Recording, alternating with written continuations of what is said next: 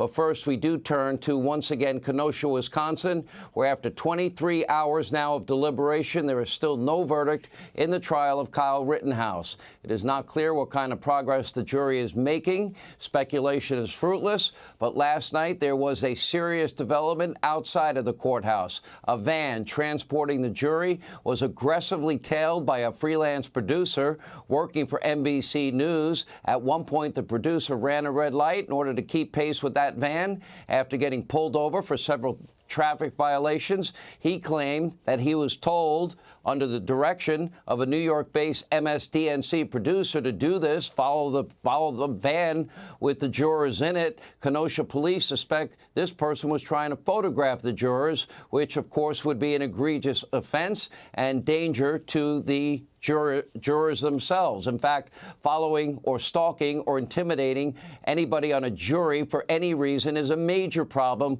with serious, real legal ramifications. MSDNC, they have been banished now from the courtroom. Take a look.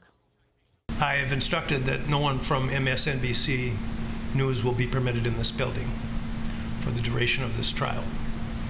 This is a very serious matter, and I don't know what the ultimate truth of it is. But absolutely, it would go without much thinking that someone who is following the jury bus, that is it's extremely serious matter, and will be referred to the proper authorities. Now, in a statement, NBC News denied that the network was attempting to photograph the jurors. NBC went on to claim that they regret the incident. Well, the driver said he was told to do this. But do they really? The driver directly implicated a New York producer, and their coverage of the Kyle Rittenhouse trial has been unethical at best, definitely not benefiting of actual real news organization. Look at liberal Joe Scarborough, once claiming that Rittenhouse crossed state lines with an AR-15 and just started shooting people up. At one point, he called Rittenhouse a self-appointed militia member who unloaded 60 rounds. Many lies were told by the media mob. Many other MSDNC employees openly referring to Kyle Rittenhouse as a white supremacist or a vigilante. No evidence whatsoever. Joy Reid triggered by what she called Kyle's white male tears. And she works at NBC News. Now, they also at NBC falsely reported that Rittenhouse flashed a white power hand sign after being released on bail. And another NBC headline reads, quote, "If convicted, he'll become a right-wing martyr. If he's freed, it's a message to others like him that prison won't be in their future."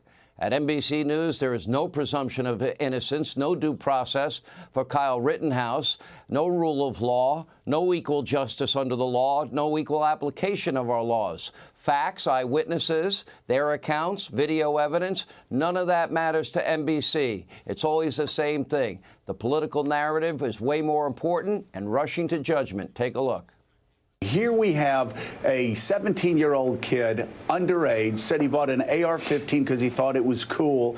He drove across state, had his mother drive him across state lines. He appointed himself a militia member. He goes around and he ends up unloading, what, 60 rounds? He was well prepared by his defense attorneys to disrupt his image as a trigger-happy vigilante who went on a shooting rampage. When you look at the totality of his actions, what you have is a racist, biased judge who is putting his thumb on the scale in every way he can. Is there any recourse? This judge has done everything but, offer to adopt Kyle Rittenhouse. This feels like those cases in the 1950s where it was in and out, somebody, white male, killed someone, and they were in and out fast and acquitted. Is anyone really surprised that MSDNC was caught apparently trying to stalk a van full of jurors? They have been trying to influence and intimidate this jury from the beginning. Ultimately, no matter what MSDNC says about motive and white male tears, the law in Wisconsin is clear. An individual may use deadly force if he or she, quote, reasonably believes that such force is necessary to prevent imminent death or great bodily harm to himself or herself. Now, based on my observation of the evidence, it is more than reasonable to believe that Kyle Rittenhouse faced imminent death or great bodily harm from Joseph Rosenbaum, for example, after it was Rosenbaum, yeah, he's the one that was convicted of molesting 5 kids, vowed to bleeping kill Rittenhouse and proceeded to chase him, corner him, and lunge for his gun. It was more than reasonable to believe that Kyle Rittenhouse faced imminent death or great bodily harm when a violent group of rioters, remember, they chased him as he was running away, knocked him to the ground, were attempting at that moment to stomp his face right into the pavement and attempting to grab his gun, and ultimately another guy had pointed a loaded gun in his face before Kyle took to self-defense. This is a clear-cut case of self-defense, and again, I'm not on the jury. They will ultimately make the final decision. But no matter what happens in this case, NBC News, the rest of the mob and the media, they all should be ashamed of themselves, and every year, somehow, their credibility gets worse and worse and worse.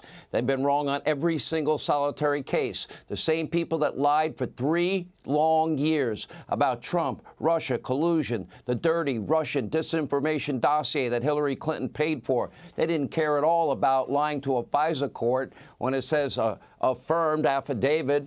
That never was because, of course, nothing was verifiable. It says at the top of a FISA application, verified. No, it's not verified. It's been debunked.